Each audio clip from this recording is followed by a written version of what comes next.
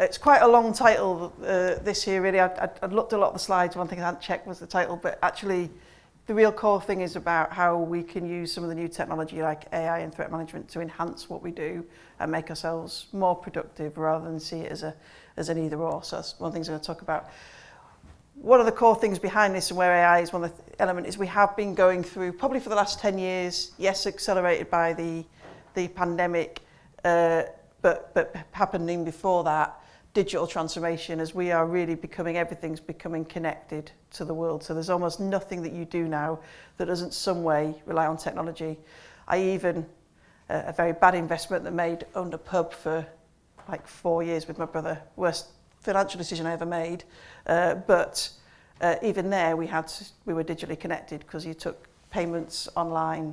We had bed and breakfast and you had to have a booking.com, whatever was where people booked. So everything now that anyone does, no matter what, pretty much is digitally connected, which brings great opportunity, brings the ability to be more connected, have more data, more interfacing, more different routes to market, but also brings with it an expanded attack surface and some threats that come with it. So yeah, there is an expectation now from those that you work with that things will just be available. I'm of that age group where my major bills don't go out until 3 days after I get paid, because I remember clearing. I'm of that age. I don't know, some of you probably don't remember that. Whereas now people just expect that if you get money transferred, it's there. The banking is available. There's no walking back to the paper-based system. And I think that's the case with everything now. If you look at, that's the impact when people get things like ransomware attacks and disruption to service. Historically go, right, we'll just fall back to a paper-based system. Consumers just expect it to be available, and let's be honest, you've set up the way the business works to be connected and always online, and you just don't have that option available. There is the whole remote working. People want to be able to work from wherever they are. Makes people more productive, also gives better work-life balance sometimes to some extent, but just creates with it more connection, more connectivity, more threat. You know, and it's nice to be able to say, let's stop doing that, but that's not going to happen, because obviously people are already moving that. And we all watch when people try and force people back to the office, the impact that's having on various businesses and morale and things like that. So you've got to enable remote working. But then also we're dealing in the fact that there are people that are coming in, that are working online, that are all that way, that are just expecting to be online all the time. There's a massive, innovation pace that's driven by technology. But then we're also seeing that evolving regulatory landscape. When we talk about things like AI, and when I say AI, I'm just going to clarify, for me, AI is automation of all sorts, whether that's straightforward, business logic workflows, machine learning, or AI, because quite often we say AI, and it's actually just a really sophisticated workflow or an algorithm, and sometimes it's a really advanced, large language model or generative AI approach. And the reality is that it's not like one. It's a continuum. So when we're thinking about those sort of things, we need to think about how technology and automation enables what we do, rather than just saying, machines are taking over the world.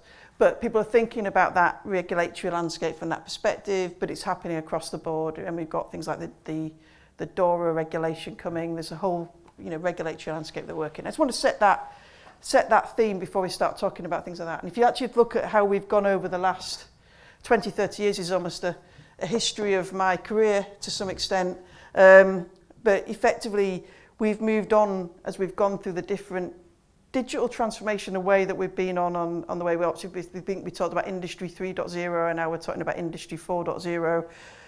It really just reflects the fact that as we've had technology and it's expanded its capability in the way we use it, that's expanded the risks that we see, and the threat vectors that appear. So you go back to probably slightly before I started, although they were still there, but they weren't the only things there when I started working, mainframes, where it was all about where a white coat to go in the room. The biggest worry was about whether the hard drive failed and having good backup and recovery. And so effectively everything very standalone.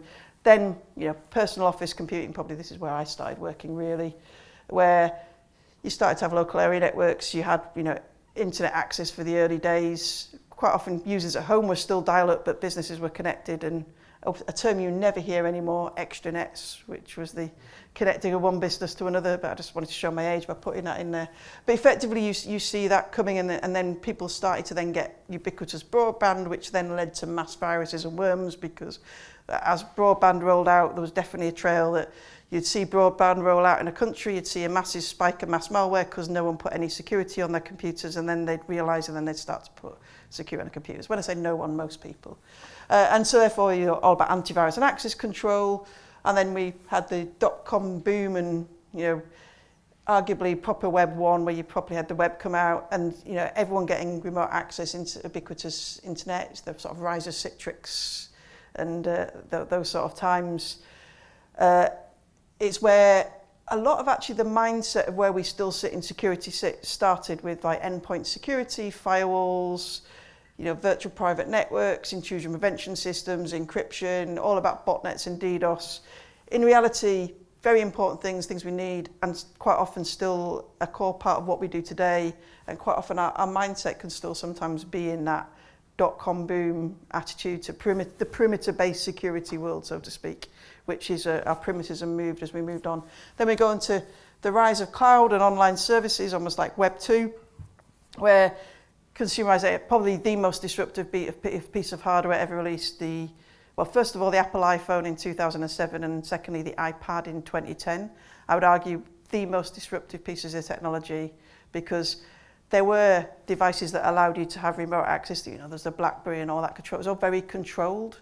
And anyone that wanted to bring their own device, they would say, I've got this cool device, but it's usually a techie, and someone would say, sorry, that's too risky. You're not connecting that to the business, so we're locking it down to the point where you can't use it. I could say their name because they don't exist anymore. Sort of like the best and worst named company in the world. Good Technologies, everyone good, where it was like really good from a security perspective, really not good from a usability perspective, where you had this browser that wasn't quite a browser, this email client that wasn't quite an email client. So users hated it, security teams loved it. Then the CEO starts to get an iPad, and everyone starts to get connectivity. And you had the spread of the iPad as everyone starts going to meetings, at board meetings, and going, oh, that's quite nice, I'll get one of those. And then they bring it into their company and they say, connect this to the company. And the company goes, sorry, that's too risky. I don't think we can connect that to the company. And they go, wrong answer, connect this to the company. And that really drove that BYOD. And I know that there's a whole other thing behind it, but that really actually, we need productivity to be the focus. So I think those of us a certain age will remember when we talk about security, you've got the sliding scale. At one end is the computer locked in an iron shed that's 30 stories underground and no one can actually access it. At the other end is the completely open system, and you choose where you need to be on the security versus productivity line, and then that's the productivity the user gets. Part of this online services and consumerization is, no, I need to do my job. It's a digitally transformed world. My job relies on tech. I have a certain level of productivity I need. How are you going to secure that productivity? And I would actually argue that the rise of shadow IT reflects the fact that we were saying this is the level of productivity you get for our security, and that doesn't work for users. So therefore, what do? They go do it on their own computer or their own device and do shadow IT. So the more you can actually enable productivity, the better you can be. And as we've moved into this world where we're actually trying to say, let's work in the space where people are, let's secure what you're doing. That's where, yes, we've seen the rise of ransomware and data theft, and early on in this stage, the explosion of malware, because people now know that the devices and the way that people are working are walking around with a lot of data on them, a lot of value, and either I steal the data or I make that data unavailable to you, or in the case of many ransomware attacks, I do both, where effectively I take you out and then I come in and ask for money. That's where we've seen the rise of endpoint detection response, data-centric security, identity as the new perimeter, where effectively if you've got a world where I might not be sitting in the office, I might never sit in an office, it's actually, am I who I say I am? Am I on a device that can be trusted? Am I making a connection that can be enabled? And that's where we need to connect. And then now we've also got DevOps and DevSecOps or secure DevOps. And I sort of go, DevSecOps is where you give the developer the tools to be able to do the testing themselves as secure as they go. Secure DevOps is where you make sure the developer's doing the right thing and put the guardrails around them. And that includes bringing people in to test that when the developer says they ran all this testing and they built the app, did they actually build it securely? And then we're now in that Internet of Everything, Web 3, where machine learning is taking off. Obviously, with the ChatGPT last year, now we have generative AI and all that connectivity. And then even much more personalized computing. It's about what is the use case, what's the persona, and how do you work, and how do I secure that?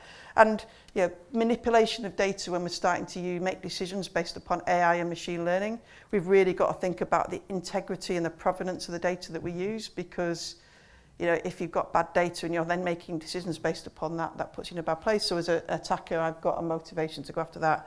And then obviously the cyber-physical connection as we're going, and looking at how infrastructure and data connect together. And it's where we got like adversarial machine learning, posture management being important, post-quantum encryption coming up when we get maybe quantum appearing in a few years, and actually post-quantum encryption capabilities coming now even before we've got quantum.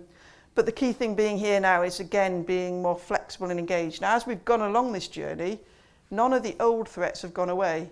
So we've still got to worry about malware and antivirus, while also worrying about deep fakes and data manipulation. And so it just expands the amount of work we've got to do and expands the capabilities we have to have. And so we need to be thinking about that as we evolve and go forward. So that's one of the reasons why, in terms of thinking about it, you've got to have some interconnected ambitions. So one is thinking about how you have secure productivity to create what you need. The other one is actually looking at the security processes you've got and go, are they the appropriate ones for a digitally transformed world, or are they actually maybe from that .com era of firewalls and IPS and EDS and things like that, and then actually then building a resilient future, thinking about how you do secure by design and build resilience into what you do. And none of these three are more important, either. It's about connecting those all together, which is where you actually have to think about technology, but also about people at the same time. So a phrase that we use in our company, people-powered, tech-enabled, being core to what you do. And this relates to the fact that security needs to really be an enabler of the business, not a blocker for it. So it's not the that's too risky, the just say no department. It's the how are you trying to work and how do I enable it? So my favourite cartoon, which I actually, if I wasn't doing this as NCC Group, if I do my own presentation, I use a lot, but using it differently, is that is anyone here called Dave? I know there is a Dave, because I was having dinner with us last night, so I apologise, Dave. But my favourite cartoon is in one corner you've got, the red corner has got IPS, firewalls, EDR, in that corner, and in the other corner is Dave.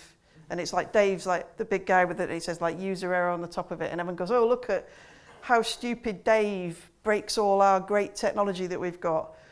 In reality, it's because we've designed that technology on an assumption that Dave needs to work in a certain way. And we actually haven't thought about what does Dave need to do and how do I secure Dave. So mostly Dave's not to blame, although we've all met that one Dave who, no matter what you do, will always break anything. But it's that core thing of thinking about business and what you do, how you actually enable people to use technology securely when they might have a different mindset to you. Well, those of us that work in security go, of course you don't click on that link. It's pretty obvious.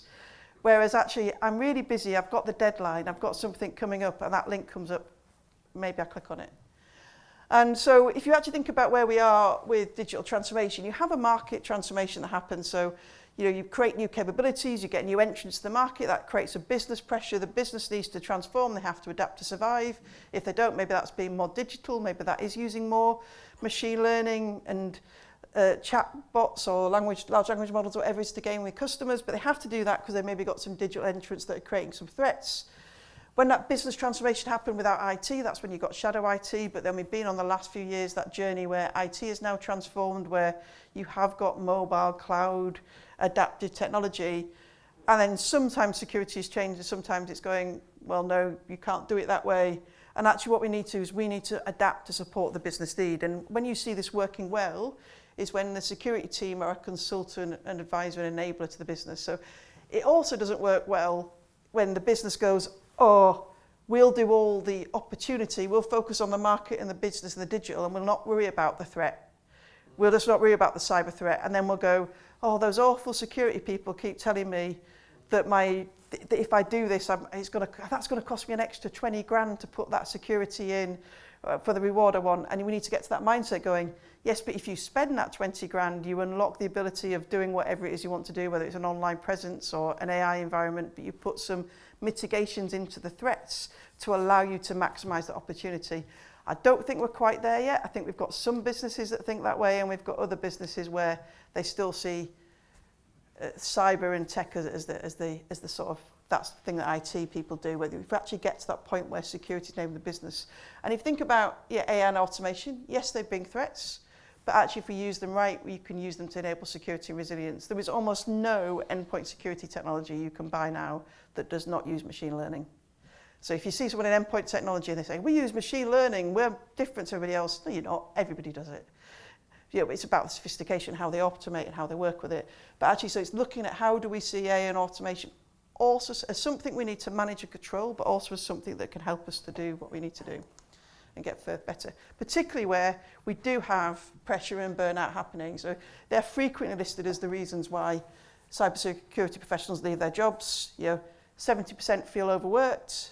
50% of all UK businesses have a basic cyber skills gap. These are UK government stats, by the way. 33% have that advanced cybersecurity skills gap, and 25% of cybersecurity leaders will change jobs as a result of multi-work related stresses. So it's the fact that we've not got enough people, we've got an increasingly sophisticated threat, the new threats that come, the old ones aren't going away, there's too much to do. It's an incredibly rewarding job working in cyber, but it also could be an incredibly stressful job. So how do we use technology to help people focus where they need to and have the impact and difference they need to, but also get the variety that makes us work? We didn't evolve to sit there in a factory production line doing very stressful, non-motivating, non-creative work. So how do we actually do the mix between the two to allow people to do the best they can? And that's where tech comes in. So it's really, when you're looking at automation, it's looking at how you can use that to augment the capabilities that you've got. So looking at prioritizing, can you create rules that help you to work out based upon what an event or a threat that's happening is going to make a difference? Can you manage the things you do or evolve the way, manage or evolve the way you work using automation to build in? So if you've got something, from the point of view thinking about repetitive processes, if you've got something that's a playbook that every single time something happens, you will go through this playbook, and if A happens, B happens, C happens, and D happens, then I'm going to do X, then that's something you can automate. And it might even be even as an investigator. If I want to investigate, I'm going to go collect A, B, C, and D bits of data. That takes time, that takes effort. If I can actually have the automation or the machine learning or the AI, whichever bit you're using, going, right, here's the event that's happened, let me go off and get the data ready.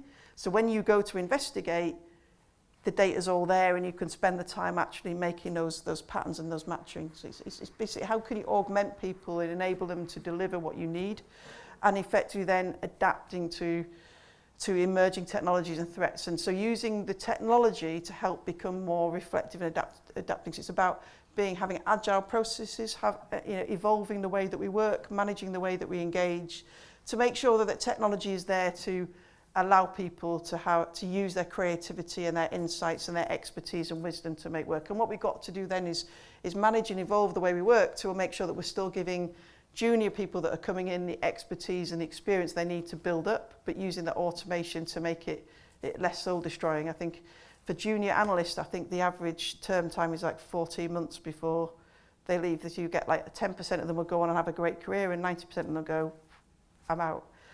I think I've made that stat up. I think it might be a bit slightly different, but it's still quite a large percentage won't survive because it's just quite hard work. It's how do you manage that evolution through. And so it's really thinking about how you combine data, people, and artificial intelligence to have the difference. And I realise I've got 2 minutes left, haven't I? So is that right? No, 7. 7, that's right, good. So effectively thinking about risk posture, so driving. I won't go through each of these in detail. Looking at how you protect the environment, deploying technology and configuring that correctly.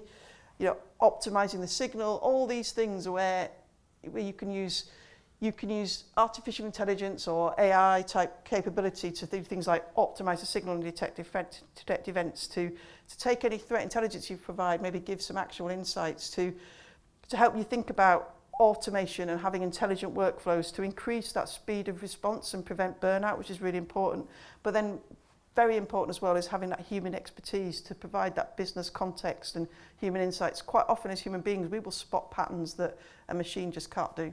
So it's making sure that that's available, but then continuously automating and improving. So if as a human being, I'm engaging with the AI and machine learning and I'm doing something, you go, but that's not quite the way it works. It's having that feedback loop. So even as a junior analyst, I could say, we could automate this process, we can make this better, we can always continually be thinking about how we improve the way that we operate. And so if you think about that from the point of view managing risk in a transformed world, this is the way we think about it at NCC Group. The sort of the key things you need to do. One is, assess the cyber risk, develop the maturity of cyber and your availability, look at governance, regulation and threat intelligence, and then manage your cyber operations. But the key thing to that is making sure that's all driven by strategy and architecture at the core. Too often we do this without planning from the centre, research and development being part of that. And then there's the external factors that sit around what we do, threat intelligence and governance and regulation. It's about managing that risk. And a lot of these things are very data-centric, there's a very large overhead and workload, and actually using automation, machine learning, AI to actually sift through some of the noise to help you know what's happening. So taking some assessment about cyber risk, knowing what the threat is, and then thinking about automated fashion, how you can develop more maturity and put intelligence into that. And so that's why you get things like Microsoft. I'm going to talk a bit about the fact that we do manage XDR for Microsoft. If you think about this is the way Microsoft talks about things like Copilot for security. So you've got the knowledge, which is the learned material for training data, what something is and how it works. That's something you can automate with something like Copilot for security or XDR or environments of that. But then you've also got the wisdom, that real world experience, that practical use of knowledge, that ability to judge and make correct informed decisions that only really a human being with experience can. And it's actually that point in the middle where you get human expertise and AI, that provides the most use. It's not an either or, it's a both. So yes, this is a stolen from Microsoft slide, but I think it actually summarises the importance of how that works. And this is the way they think of their managed XDR and things like Copilot for security. For them, it's about having managed security service providers or the expertise in your own internal SOC to enable that to happen. And so for us, we were part of the Copilot for security preview, and we actually use this to do things like a QR phishing exercise to actually allow us, again, to go off and do the intelligence gathering that we needed to do investigation. And it saved up to 50 hours a week of just going off and getting the bits of data you needed to correlate, which actually then, but that 50 hours a week was really made up of 20 minutes per investigation, because every investigation you go, oh, we think this is a QR code, we think it's got this, we think we need to go and get this data, going off and collecting it, and it's using Copilot to pull that together. But also then combining that with the ability to then write up the incident report, send that out to somebody, allow people to then query it as well with it. And so, allowing us to optimize more. You might say for a managed service provider, does that mean it's cheaper because I can have fewer analysts? No, it doesn't. It means that it means that our analysts can provide more value and be spending more time helping to think about what happens to customers. It's the first question that everyone says. It's about improving the quality of the service, because everyone was, going back to what I was saying earlier, we haven't got enough analysts anyway. It's allowing us to, in the industry, as a managed service provider, we have more, but it's allowing you to be more focused on what matters and having bigger impact. That's a big thing. And so from our perspective at NCC Group, it's like, how do we pull this together? How do we put something like Copilot for security, putting together, when you're actually doing this automation and AI and machine learning, the challenges, we've got so many different bits of tech you need to pull together. So for us, that's why we have a unified technology stack to allow us to pull together different sources, different environments, different management, whether it's Sentinel or Splunk, we'll work across both, looking across different EDRs and technology, but then actually taking that enrichment. So it's not just about having that data, it's about enriching the data with the things that can help to provide that wisdom and insight and what you need. So you're looking at the threat intelligence that we provide, looking at the context we have about a business, looking about attack surface management, and actually things like where AI and machine learning is really about helping to provide extra enrichment, provide extra insight, and provide extra automation to make things more efficient and provide more analytics. And so really making sure that we're using that to tailor to the requirement of what we need to get faster response times, but then also providing higher confidence in threat detection. So you have fewer cases, but they're high quality ones that you've got a high fidelity and an understanding this is something we need to investigate. Because as we all know, that's the biggest challenge in any SOC or managed services, is actually trying to reduce the amount of false positives that you have and make sure that the things you're spending time on as a human being are things that are actually value and made a difference to. And that's where we're using technology combined with people to work. So we have a picture of this up at our stand, so please come and look at this and we'll talk to you in more detail because I'm around at like 2 minutes or 1 minute to go. So I won't go through in detail, but it is about thinking about risk, posture, intelligence, vulnerability management, putting it all together into one extended connection around how you think about optimizing your resilience. And resilience is the name of the game now. We're going to try and prevent as much as we can, but we're not going to stop everything. It's making you can detect and respond, and you can be resilient through an attack and carry on operating, particularly in the world of ransomware. That's important. So for us, really, thinking about agile cybersecurity, it is about AI, which is about intelligence and technology. It is about automation, which is about innovation and putting the process. And if you've got a process, you can probably automate a process, which means that it's less soul destroying, it's quicker, it's more agile. But then also it's about insights and context and human experience to all make that better. And that really is the core of agile cybersecurity, and it's the core of the way that we've built our managed services and the way that we operate. And so with that, that's my time. I think I was at minus 30 seconds. So, so I spent too long on the first slide, so apologies for that. But do come and come to our stand, and we're happy to have some chat and maybe answer some more questions around that. Thank you. Thanks.